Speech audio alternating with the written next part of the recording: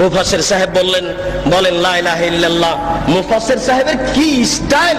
বলতে বলতে মুফাসসির সাহেব একবার বলছেন, কি তার ঢং! লা ইলাহা ইল্লাল্লাহ মুহাম্মাদুর রাসূলুল্লাহ, মুহাম্মদ রাসূলুল্লাহ তো জিকিরের সাথে লাগিয়ে দিচ্ছেন। মুফাসসির সাহেবের এটা জানা নাই যে জিকির হচ্ছে লা ইলাহা ইল্লাল্লাহ।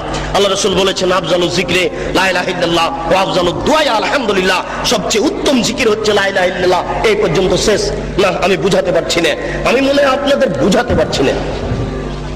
আমি স্পষ্ট নই, আমি কিন্তু চাঁপাই নবাবগঞ্জের মানুষ।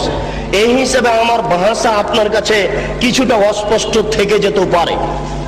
আপনার দিকে লক্ষ্য করে আমি পূর্ণ বুঝাতে পারছি কিনা এটা আমি সন্দেহের মধ্যে রয়েছি। আমি যদি পূর্ণ বুঝাতে না পারি তাহলে আমি সফলতা অর্জন করতে পারছি না।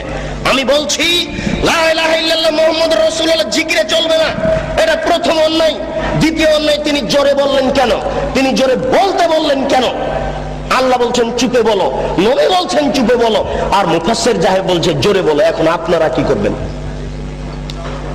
দেখি? বংশালের বুদ্ধিমান মানুষ, সচেতন মানুষ, অর্থশীল মানুষ কি বলেন? আল্লাহ বলছেন চুপে বলতে হবে, বাধ্য। আল্লাহর নবী বলছেন চুপে বলতে হবে, বাধ্য। হুজুর বলছেন আরো জোরে বলেন। আপনি কি করবেন? অতএব রাসূলের সুন্নাত অনুপাতেই চলা ছাড়া কোনো গত্যন্তর নেই।